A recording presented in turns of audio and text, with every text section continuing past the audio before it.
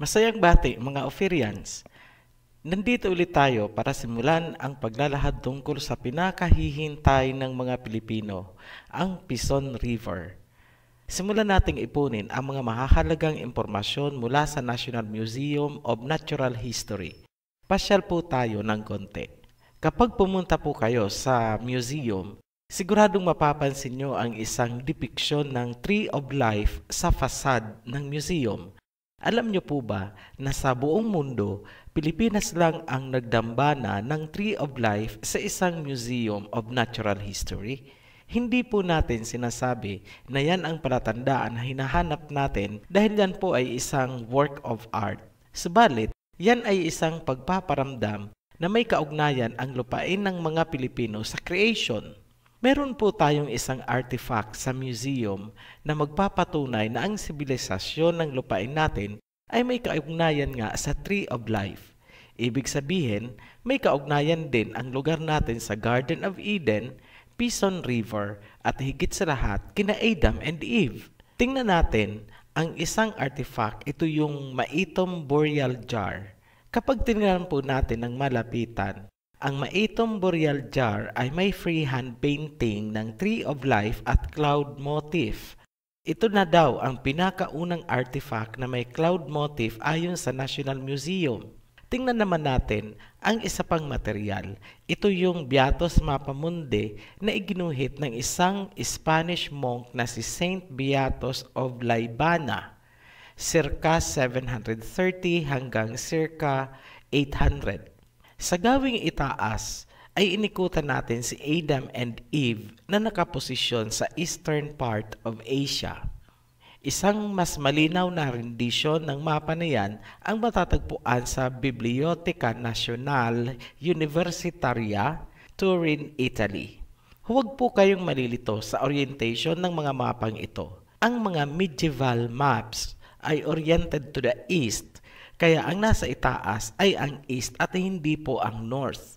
Sina Christopher Columbus ang nagbago ng orientation ng mapa dahil sila ay naglalayag gamit ang Northern Star Polaris bilang giya.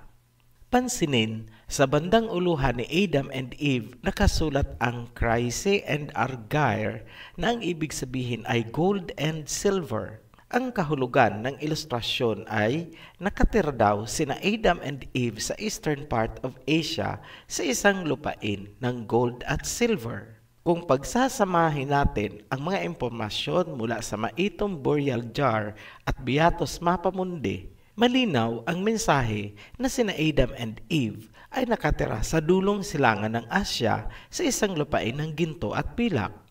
Tandaan po natin na kung saan tumira sina Adam and Eve, yun ang Garden of Eden, at kung nasaan ang Garden of Eden, andun din ang Pison River. Ngayon, tingnan naman natin ang sinasabi ng Biblia tungkol sa lokasyon ng Garden of Eden at ng Pison River. Pagkukumparahin natin ang iba't ibang mga version dahil may kunting pagkakasalungat tayong napansin. Nasusulat sa Genesis 2:11, the name of the first is Pison, which flows through the entire land of Havilah, where there is gold. Pansinin po ang salita na naka-highlight. Malaki po ang kaibahan ng through sa around. Kapag sinabi pong through, ang ibig sabihin sa Tagalog ay dumaan o tumagos sa land of Havilah. Kapag sinabi namang around, ang ibig sabihin ay inikutan o paikot sa land of Havilah. Mas lalong malabo kung ang Tagalog translation ang ating titingnan. Kaya hindi po tayo gumagamit ng Tagalog Bible kasi masyado na pong malayo ang kahulugan. Dahil wala tayong paraan na matukoy kung alin sa dalawa ang mas tama, susubukan natin pareho. Makikita natin sa mga susunod na information kung alin sa kanila ang mas tama. Gagamit na lang tayo ng corroboration ng mga impormasyon. Ang sabi sa Genesis 2:12, ang land of Havilah ay may gold, bdellium, and onyx stone. Take note po, onyx stone po ang sabi at hindi onyx gemstone. Magkaiba po ang dalawang yan. Unahin natin ang gold bilang guide. Hindi nalingid sa kaalaman ng karamihan na ang Pilipinas ay pangalawa sa Africa kung pag-uusapan ang natural gold reserves. Ayon sa Manila Times, September 4, 2017 issue, humigit kumulang 60,000 years ang nakalipas, nagmimina na daw ng ginto ang ating mga Negrito gamit ang tradisyonal na pamamaraan. Malaki ang posibilidad na nakapaloob sa panahon na ito ang istorya ni King Solomon. Kung natatandaan pa, nakasulat sa 1 Kings chapter 10 verse 22 na tumatanggap si King Solomon ng gold mula sa Ophir every 3 years. Tandaan po natin na si Ophir, Havilah at Sheba ay magkakapatid na anak ni Joktan na magkakasamang pumunta sa silangan noong humiwalay sila sa grupo ni Peleg. Ngayon, kung naaalala pa noong itinayo ang templo ng Jerusalem, nagpatulong si King Solomon kay King Hiram. Nagbigay si King Hiram ng mga Sidonian workers na kilala ngayon bilang mga Phoenicians. Maraming hindi nakakaalam na ang mga Sidonian ay Canaanite sa Biblia at ang mga Canaanite ay tinawag na Phoenicians sa modern written history. Ipapaliwanag po natin yan. Ang Sidon ay isang ancient city ng modern-day Lebanon. Ayon sa research na isinagawa ng Wellcome Trust Foundation, napatunayan na ang Sidonian people ay mga Canaanites at ang mga Canaanites ay tinatawag na Phoenicians. Sa makatuwid, ang mga Sidonian workers na napag-alamang mga Canaanite ay mga Phoenicians ayon sa Ancient History Encyclopedia. May katibayan ba na ang mga Sidonian workers na tumulong sa pagtatayo ng templo ni King Solomon noon ay nakarating nga sa Pilipinas? Kung titingnan natin ang mga pangyayari, malaki ang theoretical possibility na ang Iskaya tribe ng Bohol ay remnants ng mga Sidonian workers ni King Hiram at King Solomon. Ayon sa kanilang mga ninuno, ang kanilang lahi ay mga workers noong itinayo ang templo ni Solomon. Pero, bakit nandito sila sa Pilipinas? Ayon kay Jesterol, isang Filipino historian, ang Iskaya ay galing sa Sumatra. Pinagtibay niya na ang Iskaya tribe ay hindi galing sa mga katutubong Pilipino. Kapansin-pansin din ang kaibahan ng kanilang kultura, lengguwahe at pagsusulat.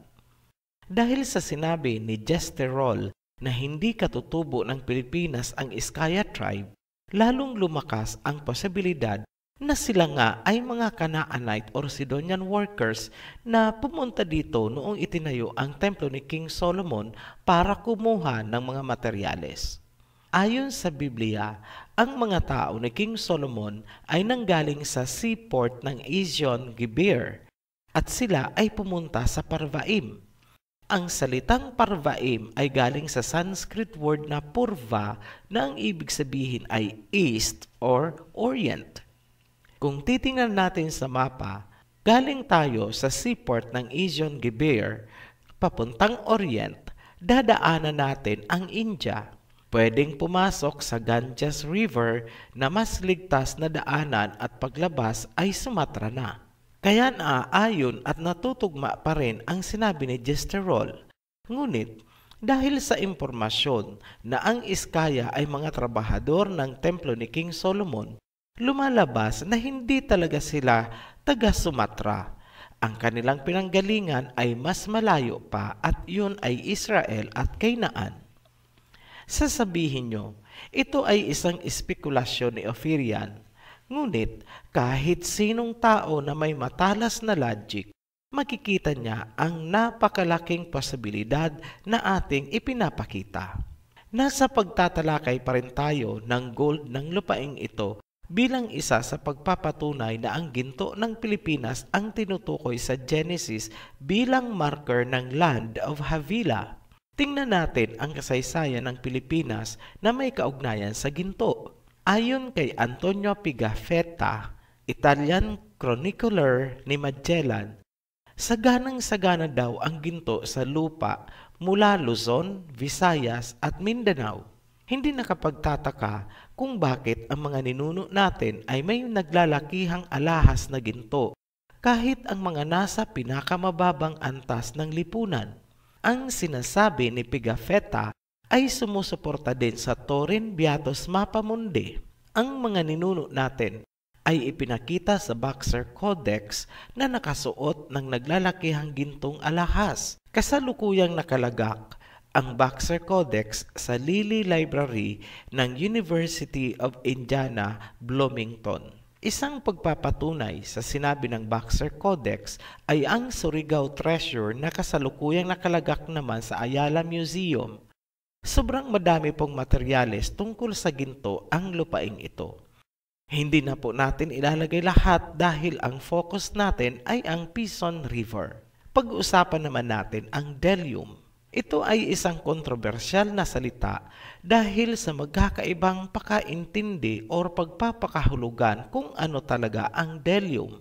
Pansinin po natin na ang Delium ay isinalin bilang aromatic resin ng iba't ibang versions ng Biblia. Ngunit ano ba talaga ang Delium? Ayon sa Rashi, Midrash at Encyclopedia Judaica, Volume 3, 2nd edition, ang Delium daw ay isang uri ng precious stone. Ganon din ang sinasabi ng online Jewish Encyclopedia. Ayon naman sa Exodus chapter 16 verse 14, ang manna from heaven at ang Delium ay magkakulay at sinabing ang manna ay parang frost on the ground. Ang frost ay parang flakes na kulay puti.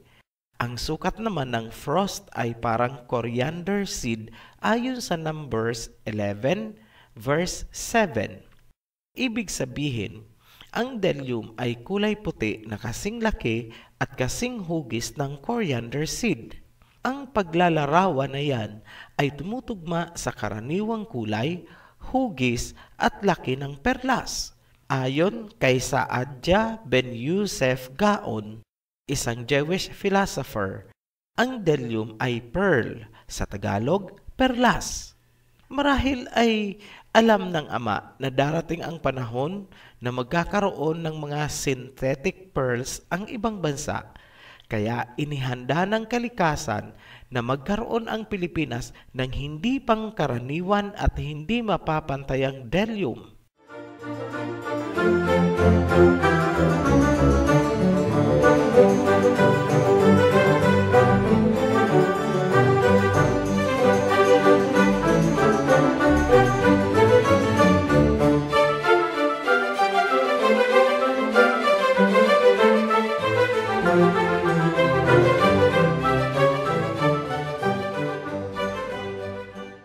Klarado na po na ang gold at Delium ay parehong matatagpuan sa Pilipinas. Pag-usapan naman natin ang onyx stone. Marami ding nalilito sa onyx stone. Akala kasi nila yung onyx na inilalagay sa tampok ng alahas ang sinasabi ng Genesis. Hindi po. Pansinin na ang sabi ay stone, bato o rock at hindi gemstone. May material po kaming nakuha na ang onyx stone sa ancient time ay tumutukoy sa onyx marble na kagaya ng ginamit sa Carthage at Rome na matagpuan malapit sa Ked Abdallah noong 1849. Meron pong ganun ang Pilipinas. Katunayan, ang Romblon ay world record holder at tinaguriang marble country. Ayon sa Manila Standard, January 26, 2014 edition, ang kalidad ng ating marble ay itinuring na pinakamatibay sa buong mundo at ito ay may iba't ibang kulay. Ayon naman sa Malaya Business Insight, June 10, 2018, ang kalidad ng Romblon marble ay maihahalin tulad sa marble ng Italy. Ang available na reserves ay tinatayang aabot ng 150 million metric tons at hindi mauubos hanggang sa susunod na century kung pagbabasihan ang kasalukuyang pagmimina nito. Ngayon, bakit natin inilarawan ng detalyado ang gold, dellium at onyx stone ng Pilipinas? Dahil yan po ang magsisilbing birthmark ng Land of Havilah kung saan matatagpuan ang Pison River. Ayon naman sa Jubilees, ang Garden of Eden ay matatagpuan sa silangan mula sa southern waters of Gihon. Napag-alaman natin sa mga nakaraang video na ang Gihon ay nasa Africa. Mula sa pinakadulo ng Gihon sa south, susundan natin ang boundary ni Shem papunta sa silangan kung saan dadaanan nito ang Mountains of Fire papunta sa Garden of Eden. Ito po ang pinakatimog na bahagi ng Gihon. Sa lugar na yan, lumiko ang boundary ni Shem papuntang east o silangan at siya ay dumaan sa gunong api or Mountains of Fire ng teritoryo ni Ham. Tinutumbok niya ang Garden of Eden. Wala nang ibang lupain sa lugar kundi Pilipinas. Ang boundary ay hindi pa natin mapagtitibay sa parteng ito dahil hindi pa po natin na ilalatag ang teritoryo ni Shem, Ham, and Japheth ayon sa pagkakahati ni Noah. Bigyan nyo lang po kami ng konting leeway o panahon dahil matapos itong river series, isusunod naman natin ang mga teritoryo ng mga anak ni Noah. Balikan natin ang Pison.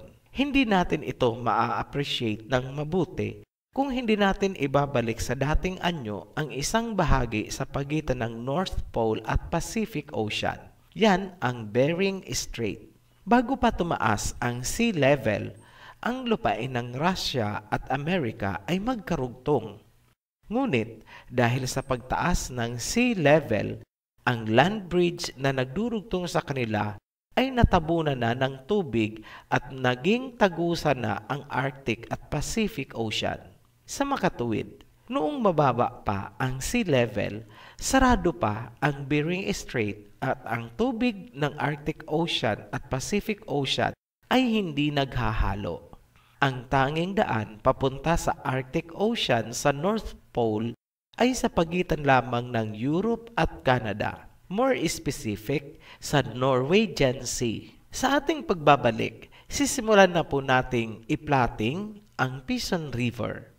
Para hindi po kayo mahirapan sa paghahanap ng mga karugtong na video, subscribe po kayo at puntahan lang ang playlist kung saan magkakasama na ang video tungkol sa Rivers of Genesis. Maraming salamat po and see you again, Ophirians. Be blessed.